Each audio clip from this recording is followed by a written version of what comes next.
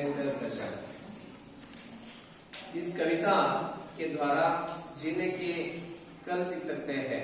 ಇದರಿಂದ ನಮ್ಮ ಕಲಿಯೋದು ಏನಿದೆಪ್ಪ ಅಂತ ಹೇಳಿದ್ರೆ ಅಭಿನವ ಅದು मतलब क्या है?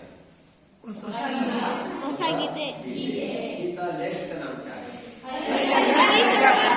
शंकर। ಇದೇನಿದು? ಏನಿದು?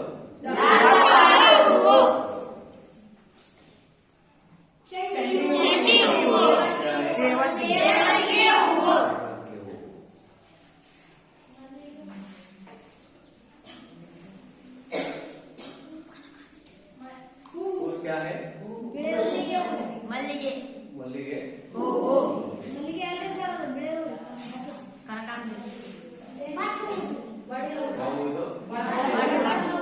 ಇವು ಯಾವಾಗಲೂ ಇವು ಹೂವನ್ನು ನೋಡಿದ್ರೆ ನಮ್ಗೆ ಏನಿಸ್ತದೆ? ಅಷ್ಟೇ ಖುಷಿ ಅನಿಸ್ತದೆ. ಖುಷಿ ಅನಿಸ್ತದೆ. ಮತ್ತೆ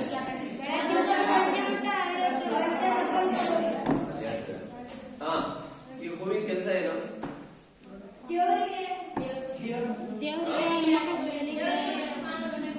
ನೋಡಿ, ಬೆಳಗ್ಗೆ ಹೆಣ್ಮಕ್ಳ ಮುಡಿ ಸೂರ್ಯ ಉದಯ ಆದಾಗ ಹೂವು ಹೆಂಗಿರ್ತದೆ? ಇದು ಹಳದಿನ ಜೊತೆಗೆ ಮತ್ತೆ ಹೆಂಗಿರ್ತದೆ? ಇರ್ತದೆ, ಕಿಲ್ಕಿಲ ಅಂತ ನಗ್ತಾ ಇರ್ತದೆ. ಬೆಳಗ್ಗೆ ಆದ ತಕ್ಷಣ ಆ ನಗು ಮುಖದಲ್ಲಿ ಅದು ದೇವರ ಮುಡಿಗೆ ಹೋಗ್ತದೆ ಅಲ್ವಾ? ದೇವರಿಗೆ ಮುಡಿಗೆ ಹೋಗಿ ತನ್ನ ಇರುವಂತಹ ಸುಗಂಧ ಹೋಗಿಂತ ಮೊದಲು ಇದರಲ್ಲಿ ಮಕರಂದವನ್ನ ಇರುತ್ತದೆ. ಯಾವುದು? ಜೇನುಹುಳು ಇದರಲ್ಲಿ ಮಕರಂದವನ್ನ ಹೀರಿ ಅದು ಒಂದು ಗೂಡನ್ನ ಕಟ್ಟಿ ಅದರಲ್ಲಿ ಜೇನನ್ನ ಅದು ನಾಡಿಗೆ ಕೊಡ್ತದೆ. ಅದು ಎರಡು ಕೆಲಸ ಆಗ್ತದೆ ಹೂವಿಂದ. ಒಂದು ಜೇನನ್ನ ತುಪ್ಪವನ್ನ ಕೊಡ್ತದೆ, ಅದರ ಸಹಾಯವಾಗಿ ಮಕರಂದವನ್ನ ಕೊಡ್ತದೆ. ಎರಡನೇದು ದೇವರ ಮುಡಿಗೆ ಹೋಗ್ತದೆ. ಅದು ಇದ್ದಷ್ಟು ಕಾಲ ಹೆಂಗಿರ್ತದೆ? ಖುಷಿ ಖುಷಿಯಾಗಿ ನಗ್ನಗ್ತಾ ಇರ್ತದೆ. ಈ ಹೂವಿನ ಗುಣ ಹಾಗೇನೆ. ಅದಕ್ಕೆ ಸಂಬಂಧಪಟ್ಟಂತೆ कविता है अभिनव गीत गाने के लिए कविता सामग्री और साथी।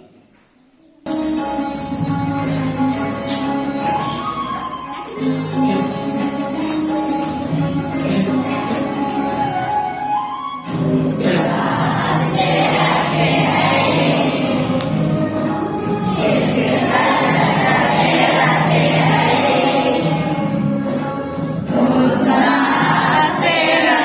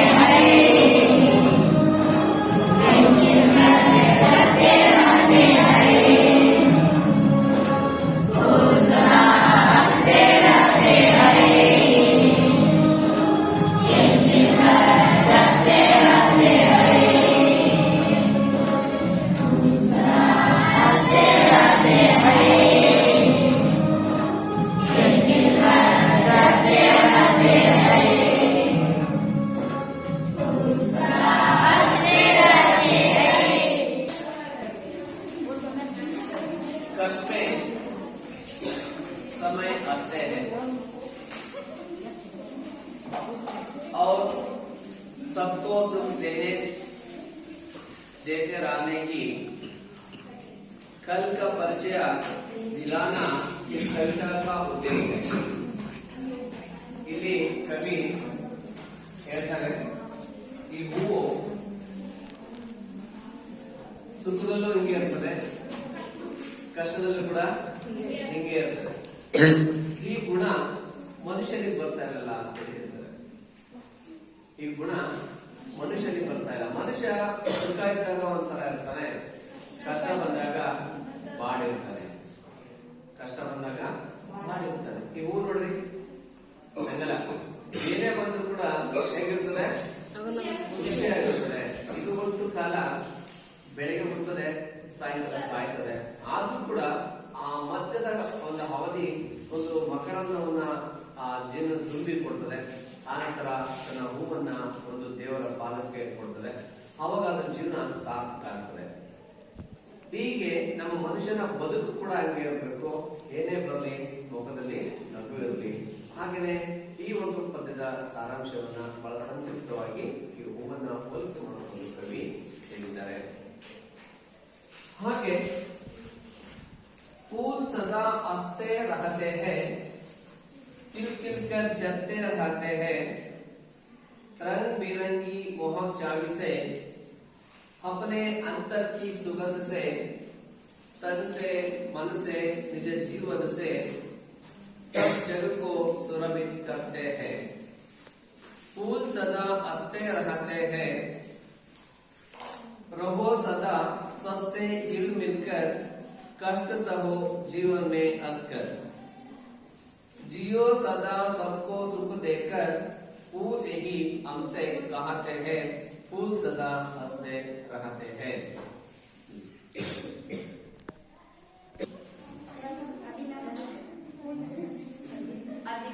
अभिनव केसर हरिशंकर कश्यप फूल सदा हंसते रहते हैं, खिल खिल कर जलते रहते हैं, रंग बिरंगी मोहक छवि से,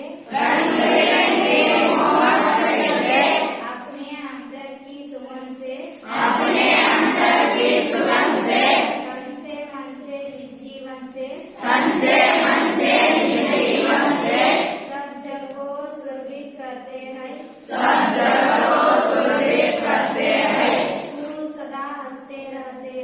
फूल सदा हंसते रहते हैं, रहो सदा सबसे हिल मिलकर, कष्ट सहो जीवन में हंसकर, जियो सदा सबको सुख देकर, फूल यही हमसे कहते हैं,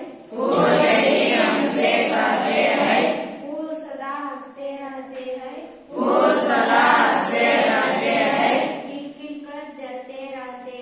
खिल खिल कर जलते रहते हैं. क्या सुनते हैं? हाँ, मवाली और साथी छात्र आ रही है वेदिके पर. क्या है? एक तीन विद्यार्थिनी आ रही है. एक ताली बजाए, ताली बजाए.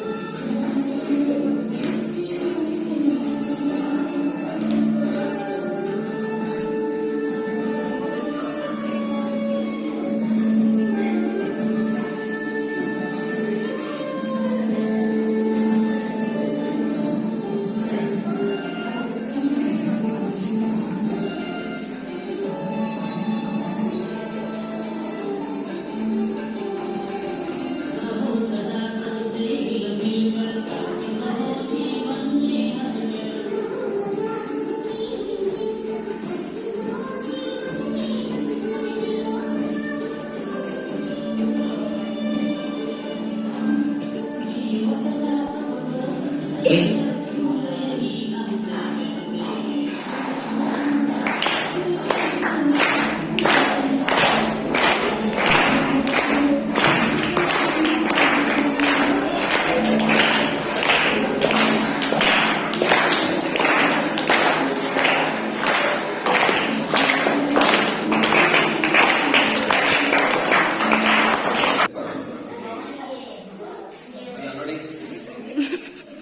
ಇಲ್ಲಿ ಅವರಲ್ಲಿರುವಂತಹ ಒಂದು ಕಲೆನ ಒಂದು ಆಕ್ಟಿವಿಟಿ ಮೂಲಕ ಪ್ರದರ್ಶನ ಮಾಡುವಂತ ಆ ಮೂರು ವಿದ್ಯಾರ್ಥಿ.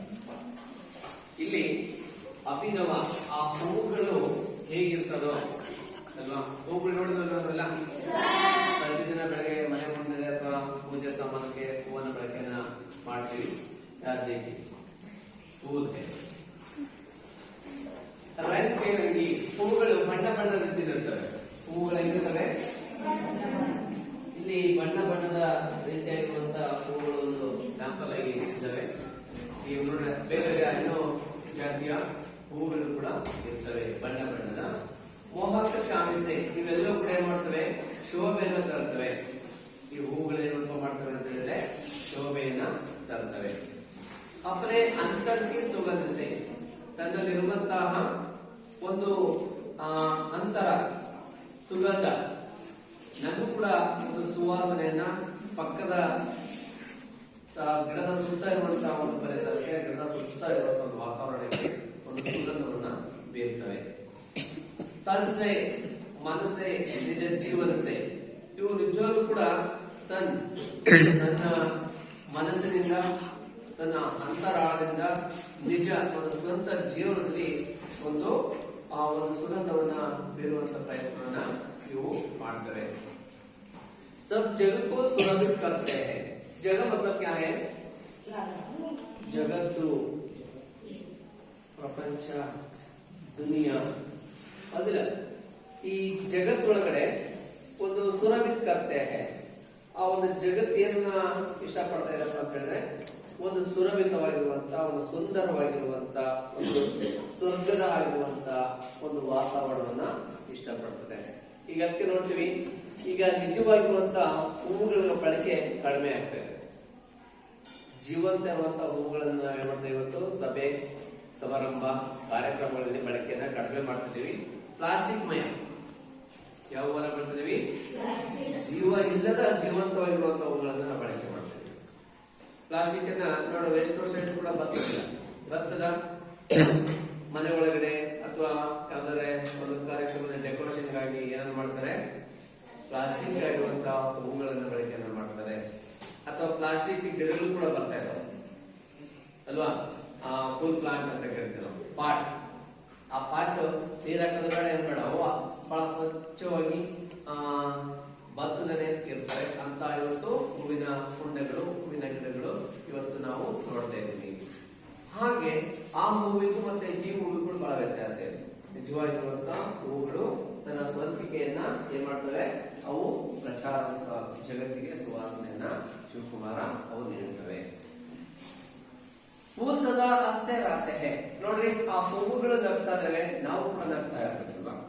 ಆ ಹೂವುಗಳು ಹೇಗೆ ಒಂದು ಜೀವನವನ್ನ ಕಟ್ಕೊಂಡು ನಗ್ತಾ ಇರ್ತಾರೆ. ನಾವು 100 ವರ್ಷ ಇರೋರು ಹೆಂಗಿರ್ಬೇಕು, ನಗ್ತಾ ಇರ್ಬೇಕು. ಯಾರ ಮುಖದಲ್ಲಿ ನಗು ಇರ್ತದೆ, ಯಾರ ಪ್ರತಿಯ ಮೇಲೆ ನಗು ಇರ್ತದೆ, ಅವರ ಆಯಸ್ಸು ಜಾಸ್ತಿ ಆಗಿರ್ತದೆ. ಅವರ ಆಯಸ್ಸು ಏನಾಗಿರ್ತದೆ, ಜಾಸ್ತಿ ಆಗಿರ್ತದೆ. ನಗ್ರೆ ಜೀವಕೋಶಗಳು ಉತ್ಪತ್ತಿ ಆಗ್ತಾವ. ಮುಖವನ್ನು ಗಂಟಾಕುತ್ತಂದ್ರೆ ಜೀವಕೋಶಗಳು ಸಾಕ್ತಾವ.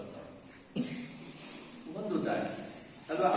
ಅದಕ್ಕೆ ಯಾವಾಗಲೂ ಕೂಡ ಏನ್ ಮಾಡ್ಬೇಕು, ನಾವು ನಗ್ಬೇಕು. ಈಗ ನೋಡಿ, ಎಕ್ಸಾಂಪಲ್ ವಯಸ್ಸಾಗಿರೋರು ಪಾರ್ಕ್ ಅಲ್ಲಿ ಅವರೇ ಕ್ಲಾಸ್ ಪ್ರಕಾರ ನಗ್ತಾ ಇರ್ತಾರೆ. ನೋಡಿದಿರಾ? ನಾವು ಅಕಸ್ಮಾತ್ ಎಂದೂ ಆ ದೃಶ್ಯಗಳನ್ನು ನೋಡದೇ ಇದ್ದಾಗ ನಾವು ಸಡನ್ ಆಗಿ ನೋಡ್ಬಿಟ್ರೆ ಇವ್ರಿಗೇನಾಗಿದೆ, ಹುಚ್ಚದ ಅಂತ ತಗೋಬೇಕು. ಆ ಹುಚ್ಚಿರಲ್ಲ, ಜೀವಕೋಶವನ್ನು ಡಬಲ್ ಮಾಡ್ಕೊಳ್ತಿದಾರೆ. ಅವರು ಜೀವಕೋಶವನ್ನೇ ಮಾಡ್ಕೊಳ್ತಾರೆ, ಮಾಡ್ಕೊಳ್ತಾ ಇದಾರೆ. ಅದಕ್ಕೆ ನಾವು ಹಾಸ್ಯವನ್ನ ಬಹಳ ಇಷ್ಟಪಡ್ಬೇಕು. ಹಾಸ್ಯದೊಳಗಡೆ ನಗು ಇದೆ, ಆ ನಗುವಿನ ಮಧ್ಯೆ ಒಂದು ಜೀವನ ಇದೆ. ಈ ಗುಲಾಬಿ ಹೂವು ನೋಡಿ, ಆದ್ಮೇಲೆ ಹೂವು ಸುಂದರವಾಗಿ ಕಾಣ್ತದೆ. ಗುಲಾಬಿ ಹೂವು ರೆಡ್ ಅಂದ್ರೆ ಎಲ್ಲರಿಗೂ ಇಷ್ಟ ಅಲ್ವಾ. ಆ ಕೆಳಗಡೆ ಹೋಲ್ಡ್ ಅಂದ್ರೆ ಕಷ್ಟ. ಮುಳ್ಳು ಏನು ಕೂಡ ಇಷ್ಟ ಇಲ್ಲ, ಆದ್ರೆ ಹೂ ಮಾತ್ರ ಜಗತ್ತಿಗೆ ಬೇಕಾಗ್ತದೆ. ಒಂದು ಇಮೇಜ್ ಮಾಡ್ಕೋಬೇಕು. ಒಂದ್ ಪಕ್ಷ ಈ ಜಗತ್ತಲ್ಲಿ ಹೂ ಇಲ್ಲದೆ ಇದ್ರೆ ಹೇಗಿರ್ತದೆ ಜಗತ್ತು? ಹೂವಿಲ್ಲ ಹೆಂಗಿರ್ತದೆ ಜಗತ್ತು? ಸುಡುಗಾಡಿದಂಗಿರ್ತದೆ, ಹೌದಿಲ್ಲ? ಸ್ಮಶಾನಕ್ಕೆ ಸಮಾನ. ಹೂ ಬಿದ್ದರೆ ಜಗತ್ತು ಸುಗಂಧ ಭರಿತವಾಗಿರ್ತದೆ. ಹೂವಿದ್ರೆ ಜಗತ್ತು ಹೆಂಗಿರ್ತದೆ? ಸುಗಂಧ ಭರಿತವಾಗಿರ್ತದೆ. ಆ ಹೂವು ದೇವರ ಮುಡಿಗೆ ಹೋಗ್ಬೋದು, ಅಥವಾ ಒಂದು ಶುಭ ಕಾರ್ಯಕ್ರಮಕ್ಕೆ ಹೋಗ್ಬೋದು, ಅಥವಾ ಒಬ್ಬ ಸತ್ತರ ವ್ಯಕ್ತಿಯ ದೇಹದ ಮೇಲೆ ಹೋಗ್ಬೋದು. ಆ ಹೂವು ಹಲವಾರು ಸ್ಥಾನಗಳನ್ನ ತುಂಬುತ್ತದೆ. ತುಂಬಿದ್ರು ಕೂಡ ಆ ಒಂದು ಸ್ಥಾನ ತುಂಬಿಕ ಸ್ಥಾನವನ್ನ ಒಂದು ಅಲಂಕೃತವಾಗಿ ಏನ್ ಮಾಡ್ತದೆ, ಅದನ್ನು ಒಂದು ಒಳ್ಳೆಯ ಸ್ಥಾನದ ಜೊತೆಗೆ ಒಂದು ಚಂದ ಕಾಣುವಂತ ವಾತಾವರಣವನ್ನ ಸೃಷ್ಟಿ ಮಾಡಿಕೊಡ್ತದೆ. ಅದಕ್ಕೆ ಹೇಳೋದು, ಇದು ಹೂವನ್ನ ಸಾಕಬೇಕು. ಹೂವಿನ ಈ ಉದಾಹರಣೆ, ಬೆಂಗಳೂರಲ್ಲಿ ಕಬ್ಬನ್ ಪಾರ್ಕ್ ಇದೆ. ಕಬ್ಬನ್ ಪಾರ್ಕ್ ಅಲ್ಲಿ ಇಟ್ಕೊಂಡ್ರೆ ಗುಲಾಬಿ ತೋಟ ಕಾಣ್ತದೆ. ಆ ಗುಲಾಬಿ ತೋಟ ಆ ಕಬ್ಬನ್ ಪಾರ್ಕಿನ ಸೌಂದರ್ಯವನ್ನು ಏನ್ ಮಾಡ್ತದೆ? ಹೆಚ್ಚು ಮಾಡ್ತದೆ. ಆ ಹೆಚ್ಚು ಮಾಡೋದಕ್ಕೆ ಕಾರಣನೇ ಆ ಗುಲಾಬಿ ಹೂವುಗಳು. ಆ ಹೂವಿನ ಹಾಗೆನೆ ನಾವು ಯಾವಾಗಲೂ ಕೂಡ ಖುಷಿಯಾಗಿರ್ಬೇಕು. ನಾನು ಯಾವಾಗಲೂ ಹೇಳಿದೆ, ಮನುಷ್ಯನಿಗೆ ಆ ಹೂವು ಕಷ್ಟ ಬಂದಾಗ ಮತ್ತೆ ಸುಖ ಬಂದಾಗ ಹೆಂಗಿರ್ತದೋ ಮನುಷ್ಯನು ಕೂಡ ಹಂಗೆ ಇರ್ಬೇಕು ಅಂತ ಹೇಳಿ. ಇರಕ್ ಸಾಧ್ಯ ಅಲ್ವಾ? ಇರೋದಕ್ಕೆ ಸಾಧ್ಯ. ಅದಕ್ಕೆ ಯಾರಿಗೆ ಸಿಟ್ಟು ಬರ್ತದೆ, ಆ ಸಿಟ್ಟನ್ನ ಕಂಟ್ರೋಲ್ ಮಾಡ್ಕೋಬೇಕಾದ್ರೆ ಏನ್ ನಾವು ನಗಬೇಕು. ಸಿಟ್ಟು ಬಂದಾಗ ಒಬ್ಬೊಬ್ಬರು ಅವಾಗ ಆಟೋಮೆಟಿಕ್ ಸಿಟ್ಟು ಕಂಟ್ರೋಲ್ ಆಗ್ತದೆ. ಜೀವಕೋಶಗಳು ಉತ್ಪತ್ತಿ ಆಗ್ತದೆ. ಆಮೇಲೆ ಸಿಟ್ಟು ಕಂಟ್ರೋಲ್ ಆಗೋದಕ್ಕೆ ನಾವು ನಗಬೇಕಾಗ್ತದೆ. ಅದಕ್ಕೆ ಸಿಟ್ಟು ಬಂದಾಗ ನಾವು ಬೇರೆ ಬೇರೆ ದಾರಿ ಅವಕಾಶವನ್ನು ಮಾಡಿಕೊಂಡ್ರೆ ನಗೋಕ್ ಸ್ಟಾರ್ಟ್ ಮಾಡ್ಬೇಕು. ನಗಲ್ ಸ್ಟಾರ್ಟ್ ಮಾಡಿದ್ರೆ ಬೇರೆ ಆಗುವಂತ ಅನಾಹುತಗಳನ್ನ ಸಿಟ್ಟಿಂದ ತಪ್ಪಿಸ್ಕೋಬಹುದು. ಅದಕ್ಕೆ ಹೂವಿನ ಆ ರೀತಿಯಲ್ಲಿ ಇರಬೇಕು ಅಂತ ಹೇಳ್ತಾರೆ. ಅದಕ್ಕೆ ಹೂವನ್ನ ಹೆಣ್ಮಕ್ಳು ಮುಡಿದ್ರೆ ಚೆಂದ. ಆ ಹೂವನ್ನ ಹೂವಿನ ಗಿಡವನ್ನ ಗಂಡ್ಮಕ್ಳು ಬೆಳೆಸಿದ್ರೆ ಚೆಂದ, ಹೌದಿಲ್ಲ? ಗಿಡವನ್ನ ಗಂಡ್ಮಕ್ಳು ಬೆಳೆಸ್ಬೇಕು, ಹೂವನ್ನ ಹೆಣ್ಮಕ್ಳು ಮುಡಿಬೇಕು ಅಲ್ವಾ? ಆ ಹೆಣ್ಮಕ್ಳು ಆ ತೆನೆ ಒಳಗಡೆ ಹೂವನ್ನ ಮುಡ್ಕೊಂಡ್ಬಂದ್ರೆ ಆ ಹೂವಿನ ಜೀವನ ಸಾರ್ಥಕ ಆಗ್ತದೆ. ನೋಡಪ್ಪ, ನಾನು ಎಷ್ಟು ಕಷ್ಟಪಟ್ಟು ಇವತ್ತು ಹೆಣ್ಮಗುನ ಮುಡಿಗೆ ಹೋದೆ, ನನ್ನ ಜೀವನ ಸಾರ್ಥಕ ಆಯಿತು ಅಂತೇಳಿ ಆ ಹೆಣ್ಮಗಳಿಗೆ ಒಂದು ಸೌಂದರ್ಯವನ್ನು ಕೊಟ್ಟು ಆ ಹೂವು ತನ್ನ ಪ್ರಾಣವನ್ನ ಕಳ್ಕೊಳ್ತದೆ. ಆ ತಲೆಗೆ ಹೂ ಬಂದ್ಬಿಟ್ಟು ಅವಳ ಸೌಂದರ್ಯವನ್ನ, ಸುಗಂಧವನ್ನ ಜಾಸ್ತಿ ಮಾಡ್ತದೆ. ಅದಕ್ಕೆ ಹೇಳೋದು, ನಮ್ಮ ಹೆಣ್ಣು ಮಕ್ಕಳು ನಮ್ಮ ಭಾರತದ ಸಂಸ್ಕೃತಿಯನ್ನ ಪ್ರತಿಬಿಂಬಿಸೋದಕ್ಕೆ ಹೆಣ್ಮಕ್ಳು ಹೂವನ್ನ ಮುಡಿಬೇಕಂತೆ ಅಲ್ವಾ? ಹೂವನ್ನ ಮುಡಿದ್ರೆ ದೇವಾದೇವತೆಗಳು ಅವ್ರ ಮನೆಗೆ ಬರ್ತಾರೆ. ಹೂವನ್ನ ಮುಡಿದ್ರೆ ದೇವಾದೇವತೆಗಳು ಅವ್ರ ಮನೆಗೆ ಬರ್ತಾರಂತೆ. ಅದಕ್ಕೆ ಹೇಳೋದು, ಆ ಪಾರ್ವತಿಯ 9 ಅವತಾರಗಳು ನವದುರ್ಗಿಯರು ಅಂತ ಕರೀತಾರೆ. ಶಾರದೆಯ ಅವತಾರಗಳು, ಲಕ್ಷ್ಮಿಯ ಅವತಾರಗಳು. ಲಕ್ಷ್ಮಿ ಮತ್ತೆ ಶಾರದಾ ಕೂತ್ರದಲ್ಲಿ ಮರದಲ್ಲ, ಹೂ ಯಾವುದು? ಕಮಲ. ಕಮಲದ ಮೇಲ್ಗಡೆ ಆ ಲಕ್ಷ್ಮಿ ಮತ್ತೆ ಶಾರದೆ ಕೂತಿದ್ದಾರೆ. ಆ ಹೂವು ಅದರ ಒಂದು ಸಾಮಾನ್ಯವಾಗಿರುವಂತ ಆ ಕಮಲ ಕೆಳಗಡೆ ಕೆಸರಿದೆ, ಆದ್ರೆ ಮೇಲ್ಗಡೆ ಮಾತ್ರ ಸುಗಂಧವನ್ನು ಬೀರ್ತದೆ. ಆ ಸುಗಂಧದ ಮಧ್ಯೆ ನಮ್ಮ ಶಾರದೆ ವಿದ್ಯಾದೇವತೆ ಕೂತಿದ್ದಾಳೆ. ನೋಡ್ಬೇಕು, ನೀವು ಗಮನಿಸ್ಬೇಕು ಅಲ್ವಾ? ಹಾಗೆ ಹೂವನ್ನ ಮುಡಿಬೇಕು, ಹೂವನ್ನ ಬೆಳಿಬೇಕು. ಎಲ್ಲಿ ಹೂವನ್ನ ನಾವು ಅತಿ ಹೆಚ್ಚು ಬಳಸ್ತೀವಿ, ಜೇನುಗಳು ಗೂಡನ್ನ ಕಟ್ತವೆ. ಹೂವು ಯಾವ ಊರಲ್ಲಿ ಇರೋದಿಲ್ವೋ ಆ ಊರಲ್ಲಿ ಜೇನು ಎಲ್ಲೆಲ್ಲಿ ಇರೋದಿಲ್ಲ. ಬೇಕಾದ್ರೆ ಅಬ್ಸರ್ವ್ ಮಾಡಿ, ಹೂವಿನ ಗಿಡಗಳು, ಹೂವಿನ ತೋಟಗಳು ಎಲ್ಲಿ ಇರ್ತವೆ ಅಲ್ಲಿ ಜೇನುಗಳು ಹೆಚ್ಚಾಗಿರ್ತವೆ. ಸಿಹಿಯಾಗಿರುವಂತ ಒಂದು ಗೂಡನ್ನ ಕಟ್ಟಿ ಅವು ನಿಮ್ಮಿಗೋಸ್ಕರ ಕಟ್ತವೆ. ಅವು ಸ್ವಂತ ಕುಡಿಯೋದಿಲ್ಲ, ಅವು ಜೇನನ್ನ ಗೂಡು ಕಟ್ಟೋದಷ್ಟೇ ಕೆಲಸ. ಅದು ತುಪ್ಪ ಯಾರು ಸಿಹಿನ ಯಾಕೆ ಕೊಡ್ತದೆ? ಸಿಹಿಯನ್ನ ಮನುಷ್ಯನಿಗೆ ಕೊಡ್ತದೆ. ಅದು ಕೂಡ ನಿಸ್ವಾರ್ಥ ಸೇವೆ. ನೋಡ್ರಿ, ಅವಳು ತನಗಾಗಿ ಅಲ್ಲ ಪರರಿಗಾಗಿ ಅಂತೇಳಿ ಬೆಳಗ್ಗೆನೆ ಎದ್ಬಿಟ್ಟು ಸೂರ್ಯ ಉದಯ ಹಾಕುತ್ತ ಸಂದರ್ಭದಲ್ಲಿ ಎದ್ಬಿಟ್ಟು ಮಕರಂದವನ್ನ ಏರಿ ಒಂದು ಗೂಡನ್ನ ಕಟ್ಟಿ ಬಿಟ್ಟು ಹೋಗ್ತಿದ್ದಲ್ಲ, ಇದು ಮನುಷ್ಯನಿಗೆ ಸಿಹಿಯನ್ನ ಕೊಡ್ತದೆ. ಹಾಗೆ ನಾವು ಕೂಡ ಏನ್ ಮಾಡಬೇಕು? ಸಮಾಜಕ್ಕೆ ಜೇನು ಹುಳು ಹಾಗಿರ್ಬೇಕಾ, ಹೂವಿನ ಹಾಗೆ ಇರ್ಬೇಕಾ? ಎರಡರಾಗೇನೆ ಇರ್ಬೇಕು ಅಲ್ವಾ? ಜೇನು ಹೆಂಗೆ ತನ್ನ ತುಪ್ಪವನ್ನ ಸಿಹಿಯನ್ನು ಕೊಟ್ಟಿರ್ತದೋ, ಹೂವೆಂಗೆ ತನ್ನ ಸುಗಂಧ ಇರುವಂತ ಒಂದು ಹೂವನ್ನ ಕೊಡ್ತದೋ, ಹಂಗೆ ಮನುಷ್ಯನ ಕೂಡ ಹೆಂಗಿರ್ಬೇಕು? ಸಮಾಜಕ್ಕೆ ಏನ್ ಕೊಡ್ಬೇಕು?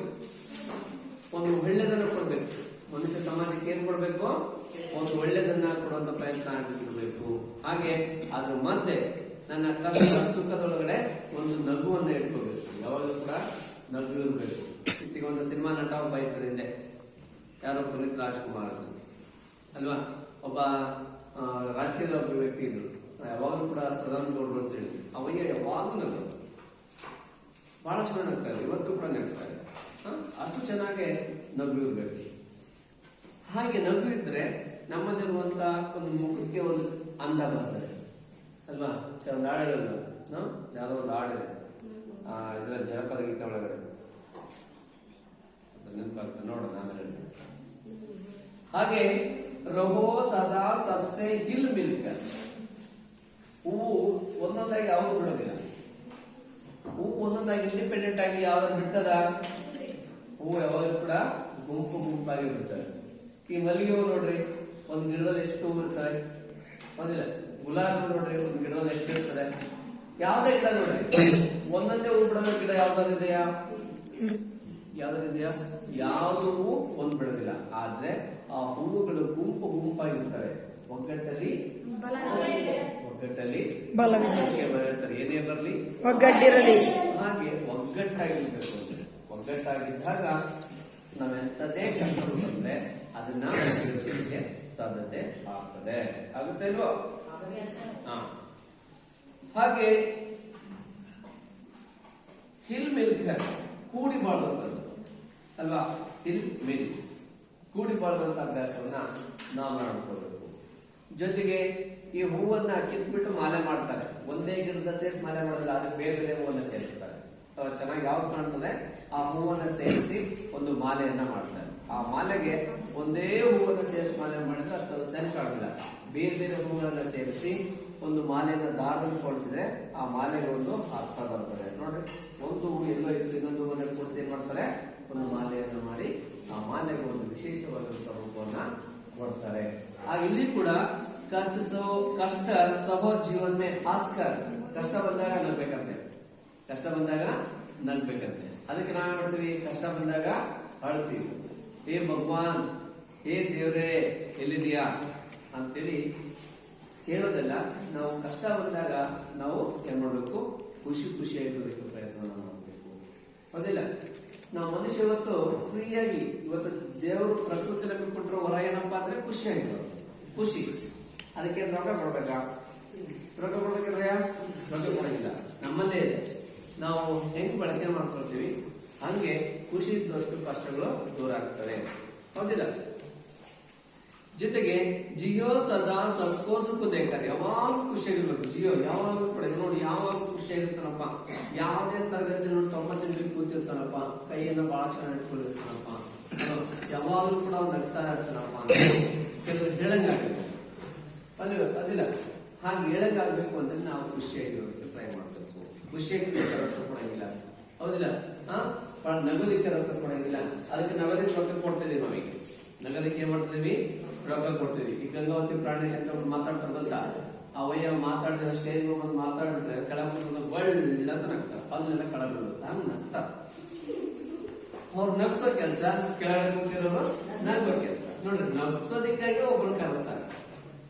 ಈಗ ಹಂಗೆ ಬಂದಿರೋದು ಕಾಮಿಡಿ ಸಾಧು ಪಕ್ಕಿಲ್ಲ ಅಂದ್ಬಿಟ್ಟು ಸಾಕು, ಯಾರು ನಗು ಬರೋದಿಲ್ಲ, ಇದ್ದಾಗ ನಗು ಬರ್ತದೆ ಅಲ್ವಾ. ಅವ್ರನ್ನ ಬಾಯ್ ಬಿಟ್ಟು ಏನಾದ್ರು ಒಂದು ಡೈಲಾಗ್ ಮಾಡ್ಬಿಟ್ಟು ಸಾಕು, ಒಂದು ಆಕ್ಷನ್ ಮಾಡಿ ಸಾಕು, ಇನ್ನು ನಗು ಬರ್ತದೆ. ನಗು ಬರೋದಿಲ್ಲ. ಒಂದು ಸಿನಿಮಾ, ಒಂದು ಮೂವಿ ಹಿಟ್ ಆಗೋದಕ್ಕೆ ಇವರು ಕೂಡ ಕಾರಣರಾಗಿರ್ತಾರೆ. ಯಾರು? Comedy actors. Hero, heroine, villains with comedy actors. ಇವ್ 4 ಮಂದಿ ಬೇಕು ಒಂದು ಸಿನಿಮಾ ಹಿಟ್ ಆಗ್ಬೇಕಾದ್ರೆ. ಬರೇ ಫುಲ್ ಫೈಟ್ ಸಿನಿಮಾ ಹೌದಿಲ್ಲ? ವಿಲನ್ನು ಚೆನ್ನಾಗಿರ್ಬೇಕು, ಹೀರೋ ಹೀರೋನು ಚೆನ್ನಾಗಿರ್ಬೇಕು, ಜೊತೆ ಸೈಡ್ ಆಕ್ಟರ್ಸ್ ಇವರು ಯಾರು ಕಾಮಿಡಿ ಕೂಡ ಚೆನ್ನಾಗಿರ್ಬೇಕು. ಅವಾಗ ಸಿನಿಮಾ ಒಂದ್ ಕಡೆ ಟ್ರಾಜಿಡಿ ಆಗಿ ಹೋಗ್ತದೆ, ಒಂದ್ ಕಡೆ ಬೇಜಾರಾಗಿರೋದಿಲ್ಲ, ಬಹಳ ಚೆನ್ನಾಗಿ ಆ ಸಿನಿಮಾ ಓಡ್ತದೆ. ಈ ಕನ್ನಡದಲ್ಲಿ ಯಜಮಾನ ಅನ್ನೋ ಸಿನಿಮಾ ಇದೆ, ವಿಷ್ಣುವರ್ಧನ್ ಅವರು. ಆ ಸಿನಿಮಾ ನೀನು 10 ವರ್ಷ ಕೂಡ ಬೇಜಾರಾಗುತ್ತೆ. ಯಾರು ನೋಡಿದೀರಾ? ಡಾಕ್ಟರ್ ವಿಷ್ಣುವರ್ಧನ್. ಆ ಸಿನಿಮಾ ಎಷ್ಟು ನೋಡಿದ್ರು ಬೇಜಾರಾಗುತ್ತಿಲ್ಲ. ಅದ್ರಲ್ಲಿ ಒಂದು ಎಲ್ಲ ಕಾಮಿಡಿ ಇದೆ, ಒಂದು ನಗು ಇದೆ, ಒಂದು ಹಾಸ್ಯ ಇದೆ. ಹಾಗೆ ಆ ಚಿತ್ರ ಅದು 100 ಡೇಸ್ ಹೋಗಲಿಕ್ಕೆ ಸಾಧ್ಯತೆ ಆಗ್ತದೆ. ಇಲ್ಲಿ ಕೂಡ फूल ही हमसे खाते हैं, ಹೂಗಳು ನೋಡಿ हम ಹೇಗೆ ಹೂ ಯಾವಾಗಲೂ ಕೂಡ ಒಗ್ಗಟ್ಟಾಗಿರೋದಕ್ಕೆ ಪ್ರಯತ್ನ ಮಾಡ್ತಾರೆ, ಒಗ್ಗಟ್ಟಾಗಿರ್ತವೆ, ಒಗ್ಗಟ್ಟಾಗಿರೋದಕ್ಕೆ ಹೋಗ್ತವೆ ಅಲ್ವಾ. ಹಂಗಾಗಿ ಏಕಾಂಗಿ ಹೋಗಿದ್ರೆ ಮನುಷ್ಯ ಮಾತ್ರ, ಏಕಾಂಗಿ ಹೋಗಿದ್ರೆ ಮನುಷ್ಯ ಮಾತ್ರ. ಹಾಗಾಗಿ ಫೂಲ್ ಸದಾ ಹಸ್ತೆ ರಹತೆ ನಾವು ಯಾವಾಗಲೂ ಕೂಡ ನಾವು ಹೂವಿನ ಹಾಗೆ ಮಂದಾಗಿ ಖುಷಿಯಾಗಿ ನಗು ಮುಖದಲ್ಲಿರಬೇಕು. ಹಾಗೆ ನಾವು ಹೂವಿನ ರೀತಿಯಲ್ಲಿ ಇರಬೇಕು ಅಂತೇಳಿ ಕವಿ ಹರಿಶಂಕರ್ ಪ್ರಸಾದ್ ಜಿ ಅವರು ಈ ಒಂದು ಪದ್ಯವನ್ನ ಇಲ್ಲಿ ಹೇಳ್ತಾರೆ. ಇದು ಸಾರಾಂಶ ಇಷ್ಟ ಆಗಿರ್ತದೆ. ಎಷ್ಟಾಯ್ತಪ್ಪ? ನಾನು 8ನೇ ತರಗತಿಯಲ್ಲಿ ಓದುತ್ತಿದ್ದೇನೆ. ಹೂವಿನ ಹೆಸರುಗಳು ಮಲ್ಲಿಗೆ, ಗುಲಾಬಿ, ಕನಕಾಂಬರಿ, ಚೆಂಡು ಹೂವು, ಇನ್ನು ಮುಂತಾದವು. ಹೂವಿನ ಗುಣಗಳು ಸುಗಂಧ ಭರಿತ ವಾಸನೆಗಳು ಇರುತ್ತವೆ. ಅವು ಜೀವ ಪೂಜೆಗೆ ಬಳಕೆಯಾಗುತ್ತದೆ. ಅವು ಎಲ್ಲಾ ಪ್ರಕೃತಿಯಲ್ಲಿ ಸುಂದರವಾಗಿರುತ್ತದೆ, ನಗುತ್ತಲೇ ಇರುತ್ತವೆ. ಅವು ಎಲ್ಲರಿಗೂ ಸುಗಂಧದ ವಾಸನೆ ಇರುತ್ತವೆ. ಹಾಗೂ ಹೂವಿನ ಬಳಕೆ ನಾವು ಕೈತೋಟದಲ್ಲಿ ಬಳಕೆ ಮಾಡಿದಾಗ, ಒಂದು ಪ್ರದೇಶದಲ್ಲಿ ಮಾಡಿದಾಗ, ಒಂದು ಅದರ ಸುತ್ತಲಿನ ಪ್ರದೇಶದಲ್ಲಿ ವಾಸನೆ ಬರುವುದರಿಂದ ಜನರು ಅಲ್ಲೇ ಬಹಳ ಜನ ಕೂಡಿರುತ್ತಾರೆ. ಸುಗಂಧ ವಾಸನೆ ಇರುತ್ತದೆ. ನಾವು ಬಳಕೆ ಮಾಡುವುದು, ನಾವು ಹೂವುಗಳನ್ನು ಅತಿ ಹೆಚ್ಚಾಗಿ ಬಳಕೆ ಮಾಡಬೇಕು. ಏಕೆಂದರೆ ಮಲಿನಯುಕ್ತ ವಾಸನೆಗಳಿಂದ ಬಹಳ ತೊಂದರೆಗಳಾಗುತ್ತವೆ. ಅದಕ್ಕೆ ಸುಗಂಧ ಭರಿತ ವಾಸನೆಗಳಲ್ಲಿ ನಾವು ನಿಲ್ಲುತ್ತಲೇ ಇರಬೇಕು. ನಾವು ನೀರನ್ನು ಹಾಕಿ ಹೂವುಗಳನ್ನು ಅತಿ ಹೆಚ್ಚು ಬಳಕೆ ಮಾಡಬೇಕು. ಕಮಲದ ಹೂವು ತುಂಬಾ ಹೊಳೆಯುತ್ತದೆ ಮತ್ತು ಅದರ ಲಕ್ಷಣಗಳು ಹೊಳೆಯುತ್ತದೆ. ಕಮಲದ ಹೂವಿನ ಮೇಲೆ ಲಕ್ಷ್ಮೀ ದೇವಿ ಕುಳಿತುಕೊಂಡಿದ್ದಾಳೆ. ಅದು ನೀರಿನ ಮೇಲೆ ವಾಸಿಸುತ್ತದೆ. ನಮ್ಮ ರಾಜ್ಯದ ಹೂವು ಕಮಲದ ಹೂವು. ಅದು ತುಂಬಾ ಏಕತೆಯನ್ನು ಹೊಂದಿರುತ್ತದೆ. ಅದನ್ನು ದೇವಸ್ಥಾನಗಳಿಗೆ ಮತ್ತು ಉದ್ಘಾಟನಾ ಸಮಾರಂಭಗಳಲ್ಲಿ ಪೂಜೆ ಮಾಡುತ್ತಾರೆ. ಹೂವನ್ನ ಹೊಡೆಯುವವರು ಬೇಸಿಗೆಗಾಲದಲ್ಲಿ ಬೆಳೆಯುತ್ತದೆ ಮತ್ತು ನೀರಿನಲ್ಲಿ ತುಂಬಾ ಬೆಳೆಯುತ್ತದೆ. ಹೂವು ಮಾಡಲು ಬಳಸುತ್ತಾರೆ. ಹಾಗೂ ಸರಸ್ವತಿ ದೇವಿ ಪಾದದಲ್ಲಿ ಇರುತ್ತದೆ ಹಾಗೂ ನೀರಿನಲ್ಲಿ ತಿನ್ನುತ್ತದೆ. ಹಾಗೂ ಕಾರ್ಯಕ್ರಮಗಳಲ್ಲಿ ಬಳಸುತ್ತಾರೆ. ಹಾಗೂ ಸುಗಂಧ ವಾಸನೆಯನ್ನು ಅಕ್ಕಪಕ್ಕದ ಪರಿಸರದಲ್ಲಿ ಬೆಂಗಳೂರು ಗ್ರಾಮಾಂತರದಲ್ಲಿ ಹೂವಿನ ತೋಟಗಳನ್ನು ಕಂಡುಬರುತ್ತದೆ. ಹಾಗೂ ಹೂವಿನ ಬಳಕೆ, ಹೂವಿನ ಉಪಯೋಗಗಳು ಏನೆಂದರೆ ಜೇನು ಹುಳುಗಳು ತಕ್ಷಣವಾಗಿ ಸುಗಂಧವನ್ನು ಹೀರಿ ಜೇನುತುಪ್ಪವನ್ನು ತರಿಸುತ್ತದೆ. ಹಾಗೂ ಅನೇಕ ಪ್ರಾಣಿಗಳು ತಿನ್ನುತ್ತವೆ, ಆರೋಗ್ಯ ಸರಿ ಇರುತ್ತದೆ ಹಾಗೂ ಇನ್ನೂ ಮುಂತಾದವುಗಳಿಗೆ ಸಹಕಾರಿಯಾಗುತ್ತದೆ. ಧನ್ಯವಾದ.